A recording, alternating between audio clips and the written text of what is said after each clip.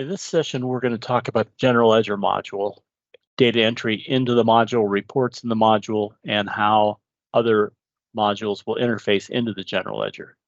So we'll start by going to the main general ledger module, and we'll go to the data entry procedures. The first couple of things we're going to cover, first we're going to cover the fiscal year definition, and this is where you can define one or more years into the future.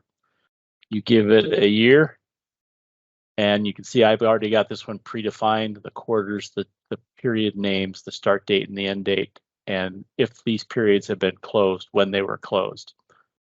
For example, however, when you first set up the system, if you want to create a new year, and if I didn't have one, let's say for 1999, I could have put that in. It will ask me for the start date of my fiscal period. If you're on a calendar year, it's 1/1/99.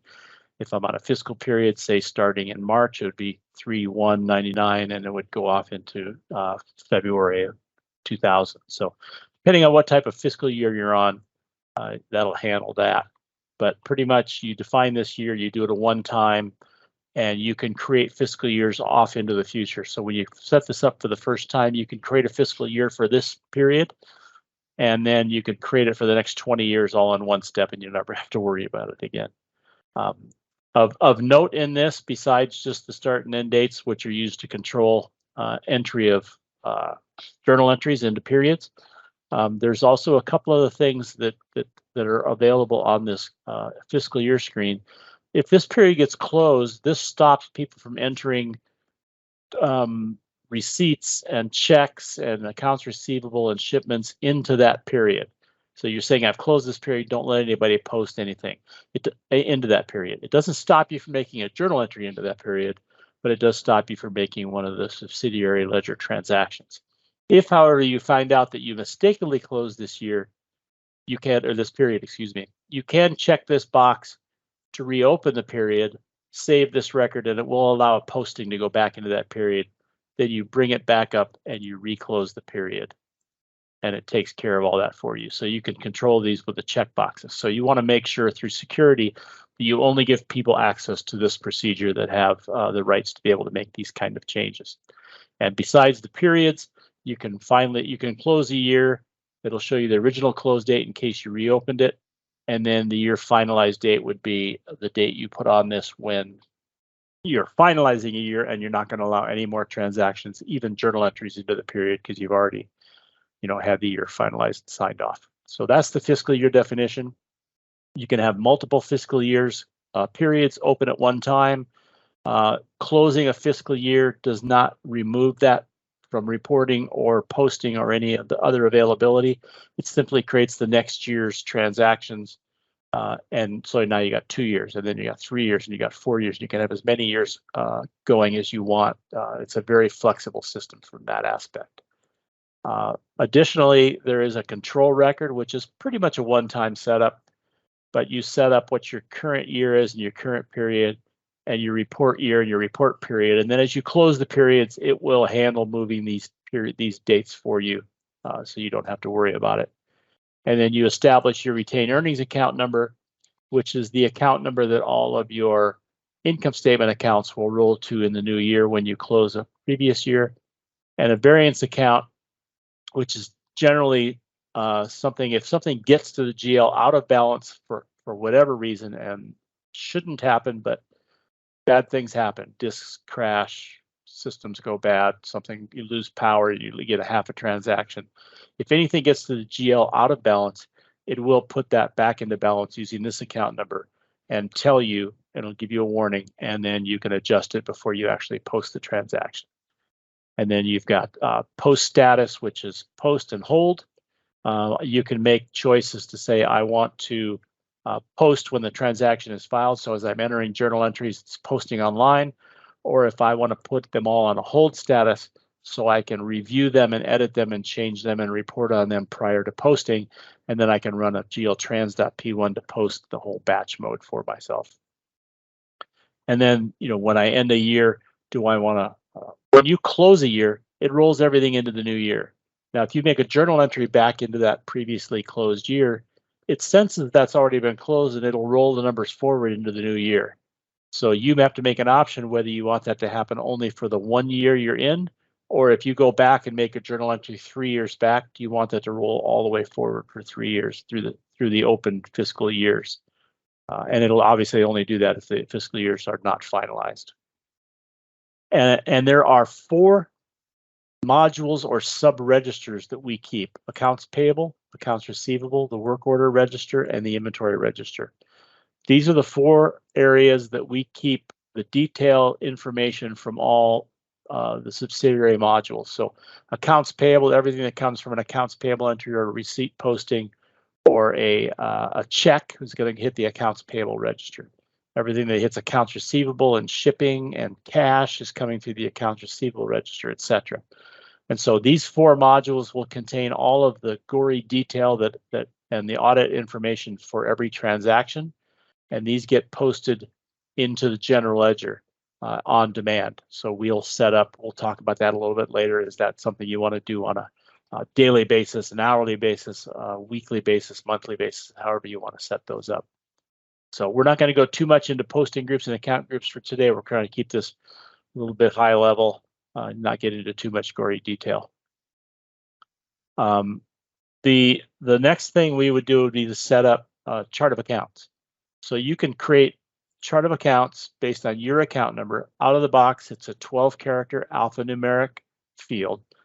The only character that is not allowed, 2 characters that are not allowed, would be a space and an asterisk, because asterisk is a reserved field. So if I had, let's say, a 2-part account number, I would just physically put the dash in or the dot in or whatever I want for that. So if this is a company code, if this is a division, I mean, you could just use 300 as your account number, or depending on how detailed your GL is, you could get up to 12 characters, like I said. You've got a description. You've got, is this normally a debit or a credit account number? Is this a balance sheet or an income statement account? These are required fields. The balance sheet income statement will be used when you close a year. A balance sheet account will roll forward into the new year as a balance forward, as the beginning balance. And an income statement account will roll that balance into the retained earnings beginning balance figure and zero out that account number balance in the new year. Doesn't do anything to the previous year or the year you close. That's all still there and can still be adjusted through journal entries. But at that point, you would have 2 different years running at the same time. And then we just have a group and a subgroup. There is a report in the GL BAL, and we'll get to it later, where without the benefit of an actual formal report, like income statement or balance sheet, you might want to say, let me see all my asset accounts. Let me see all my inventory accounts within assets. So this just gives you the ability to do that kind of stuff. And then if you want to inactivate an account, you can check this box. That will stop people from, it's going to tell me that I can't inactivate it because it's used somewhere right now. But if I inactivate an account and it allows it, it will stop anybody from using that account number in a journal entry or in a transaction. But it doesn't eliminate the account number. It's still there and all the history is still there.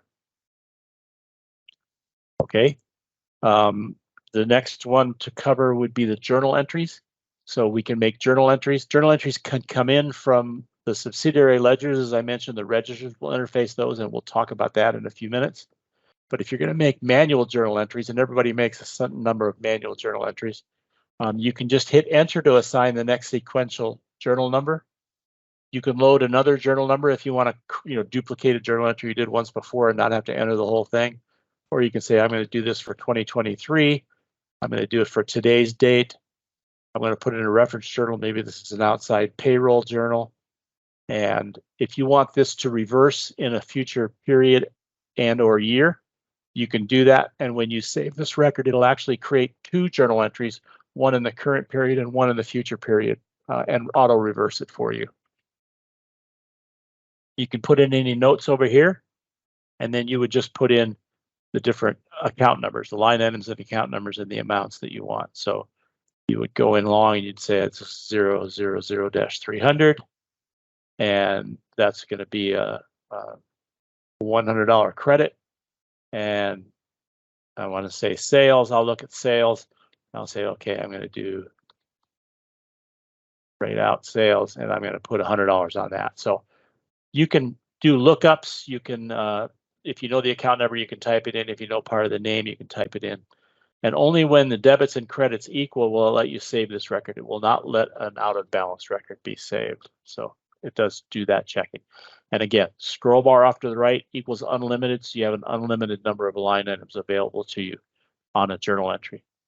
If you wanted to attach something to this record, just like most other procedures in the system, there are attachments. Maybe you got an email or a scanned image from your outside accountant with all this information, and you just want to document why you're making this journal entry. You can do that. And when you're all done, you just hit save, and it gives me a journal entry number 1454. And because I am in a post status, it will post that immediately. So there's no separate posting step because I'm not in a hold status, if you remember the journal entry. And if I come here, I can see that it is posted. And when I go to this account number, I'll be able to see this. I'll be able to see this journal entry. So it's a one-step post. It's very easy to do.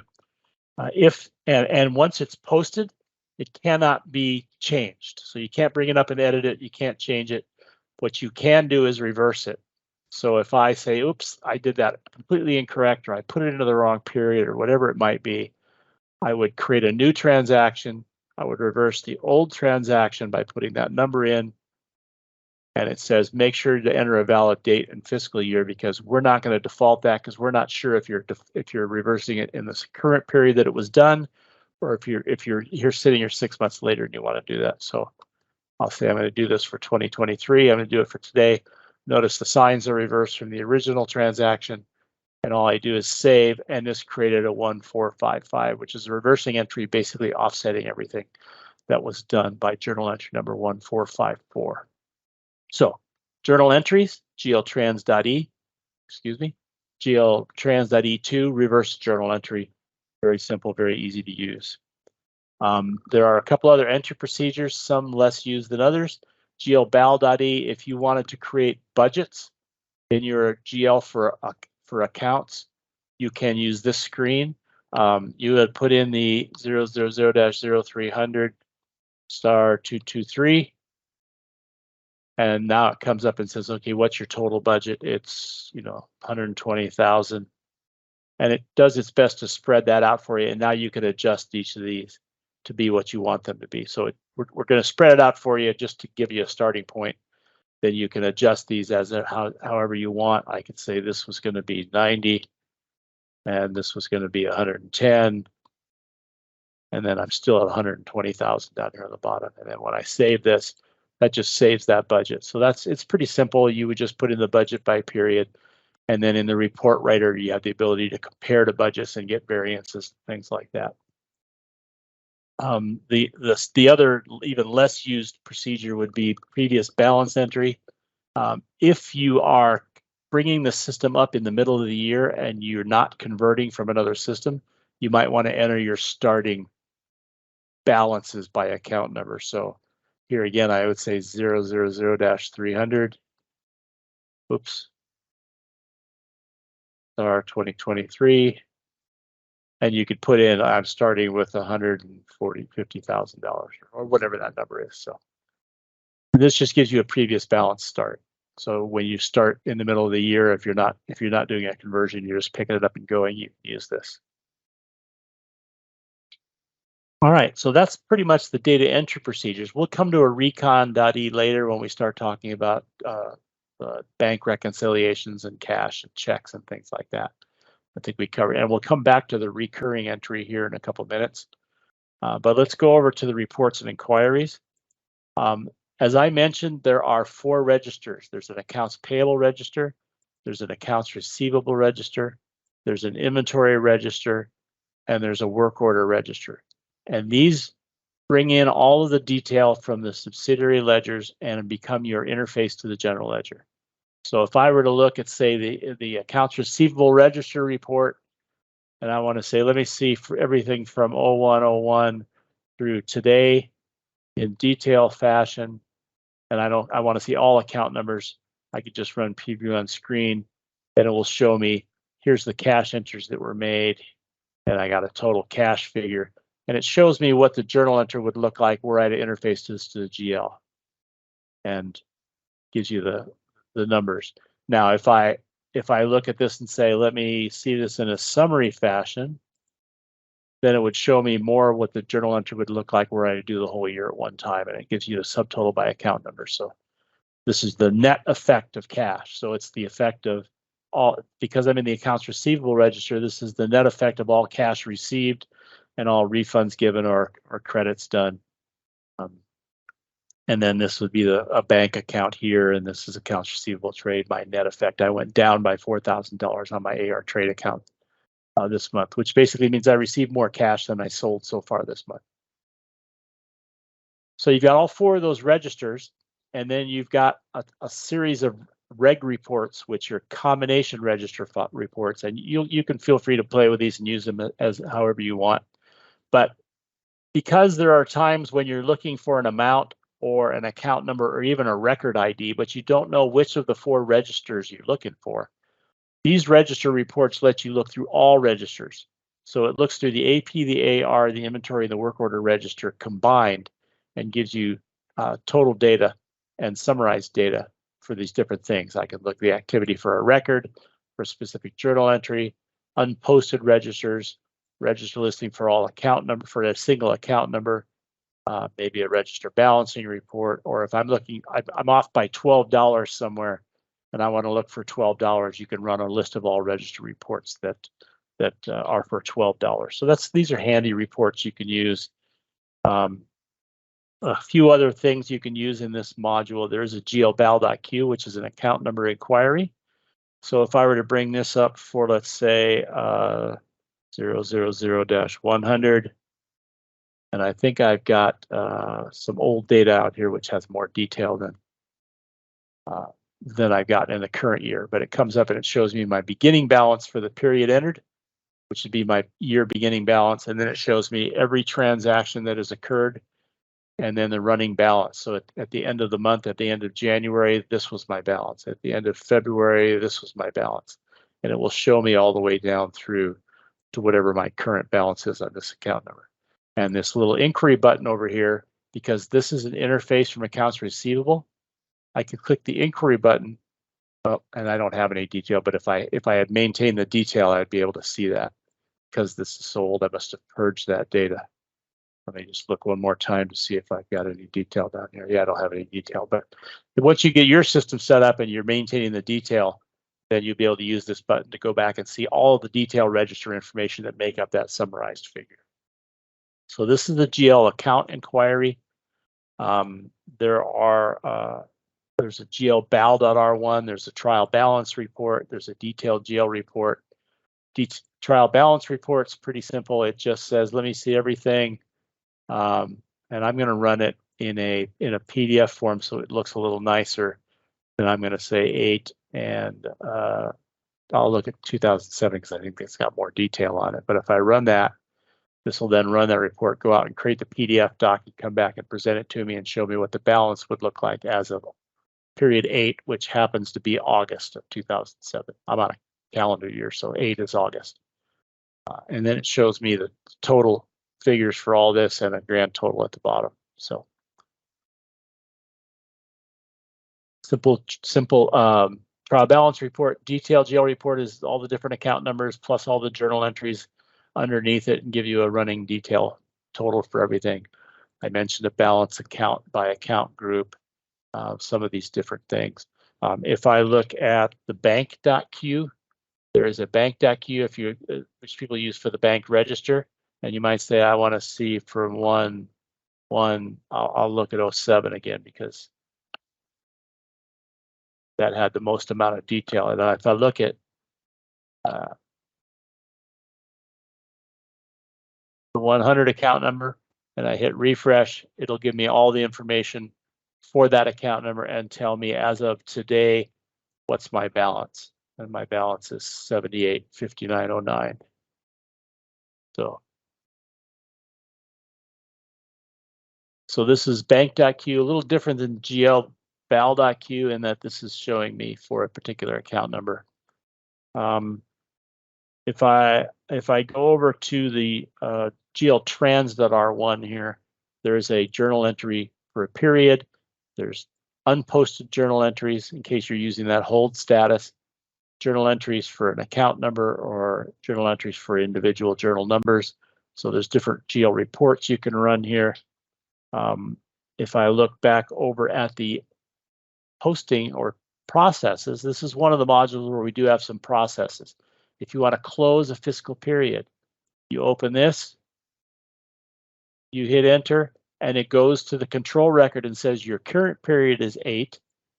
We're gonna close it. We're gonna end up in 9, and note that this is not the final period of the year. The reason this is down here is if you close period 12, it's going to roll to period 1 of the next year, and you're going to get a message down here that said, hey, warning, you're going to close the final period of the year and roll all your balances forward into the new year and start the new year. Is that really what you want to do? It's not like it's the point of no return. You haven't really frozen anything, but you are going to create beginning balances in the new year. So it's just a little bit more heads up on that. So this just close the period. There's no requirement to close periods, but this will set that date in the FY.E screen that we saw earlier, where we've got the close period in there. And then when you want to finalize a year, you can say, you know what, I'm finalizing 2023. If you do this, it is warning you, running this procedure will disallow any further transactions for the year. Make sure that is what you want to do. This was added because a lot of people said, hey, nobody really warned me what this was going to do. So we're actually now showing you a message to tell you that. There's no report. There's nothing to do. It just goes and puts a date out there in that control record. And I can show you if you did have security to be able to get through that, you can undo some of these closings and undo this finalize year in case you did it by mistake. So there is almost never a point of no return where you have to get around doing something and close prematurely. There is a month end process, or they create journals from the registers. And sometimes some people this is month end, some people this is daily. It's up to you. But you would say, if let's say I'm going to do it once a month, I'm going to run from 01/01 to 01/31. If I don't choose anything else, it's going to go through each of these registers, and it's going to create one summarized journal entry for all the detail in each one of these registers. So I'm going to end up, if there's activity in all 4 of these registers, I'm going to end up with 4 journal entries, all dated 1/1/23.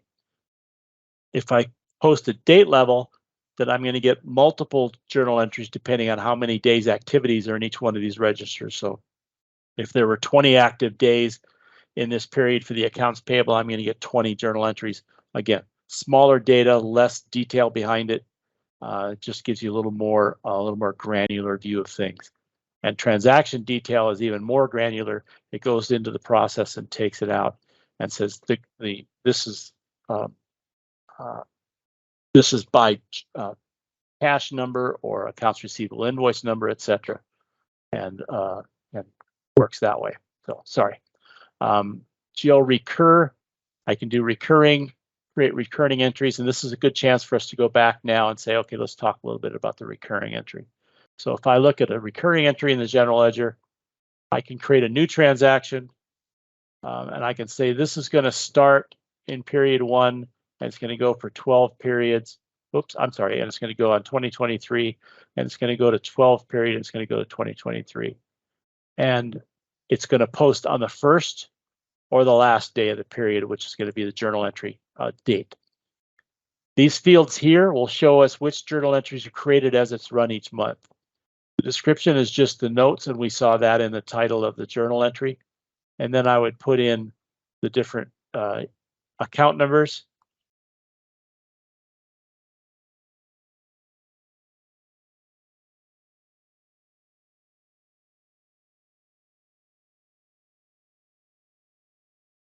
Whatever, doesn't really matter. But if I put in this, so when I save this, and then I run that posting process, which can be put in a nightly process, it will come through. It'll say, okay, nothing's been created for January of 2021 if I run it as of January. So it'll create a journal entry with a January 31st date. Then I run it again on February, and I get another journal entry for a February post date. And these dates fill in to show you which journal entries got created for this recurring entry.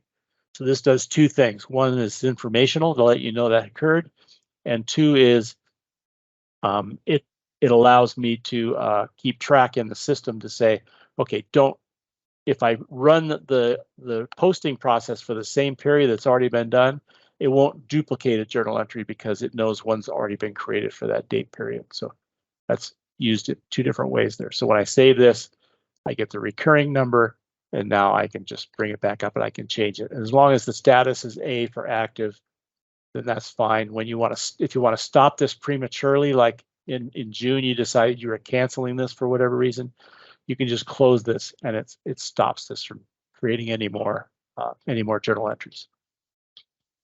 Okay. One of the other things that's available to us within the journal entry, the GL module, is the report writer. There's a financial report writer that's available to us outside of all the other reports. I mentioned we have trial balances, we have detailed journal entries, we have all these registry reports, journal entry reports, etc. But there's also a financial report writer. And this is a little odd when you're first using it, but once you start to use it, you catch on really quick, and it's pretty easy to use, especially if you've used GL report writers in other systems. So I'm going to look up an existing report, and I'm going to say, you can see all the reports that I have here. I'm going to say, I'm going to look at the balance sheet. And the balance sheet's got a header of balance sheet on it. And on the first tab here, I put in the columns that I want to see on this report. So I put a type code, and I can see the type code by going to valid entries. And the type code for 11 is current period actual. So I've got year-to-date actual, budgets, variances, percentage variances. You can see I've got a ton of action codes here that I can use. And it doesn't matter how many of these you choose, as many of these as you put in, the report will just keep building to the right. So you build this as with as many columns as you want. I created two. One that I put in as month to date, and the other one I put in as year to date. Now that I've got the columns, I have to say what account numbers make this report up. And I look here on the accounts tab, I say on the first line, I'm going to print current assets. Then I'm going to indent everything one space. And then I'm going to put the different account numbers. Now I could have done this with ranges, or I could have done this with the specific account numbers. It depends on your account numbers and whether you've got something in the middle of a range that you don't want to appear as part of that range. So it's completely dependent upon your account numbers. But I've got the different, these descriptions come in from the chart of accounts. I'm not re-entering these. The debit credit comes in from the chart of account. And all I have to do is say, am I print suppressing this? In other words, am I printing each one of these totals and then a grand total? Or am I suppressing all these and printing one total for cash? And that's what's happening here. I'm suppressing all these. I'm carrying a total, and then I'm rolling a total 3, and then I'm clearing total 1 and starting over and doing it again. And you just keep going down this report as far as you want to go. And again, remember, scroll bar equals unlimited number of entries. So if I take this and I run to the report writer and I say, I'm going to run GL RPT, I'm going to print a financial report. And if I could double click, it would come up. There we go. So I say, I'm going to print a financial report. I want to print the balance sheet. I'm going to do it for, I'm going to use 2007 again, so that I had so much data out there. And I've got other options. I could override that suppress, and that means, you remember that suppress said suppress the subtotal. And then this, if you click this, it'll print the subtotal, it'll override that. You don't have to go change the report, you just check that box. But if I run this for that period, goes off and runs it, creates a PDF doc, and then opens it, and this is the report. You remember the first line said current assets, then we indented one, and then it said cash, and I have a total cash. And I have my month-to-date figures, and I have my total year-to-date figure.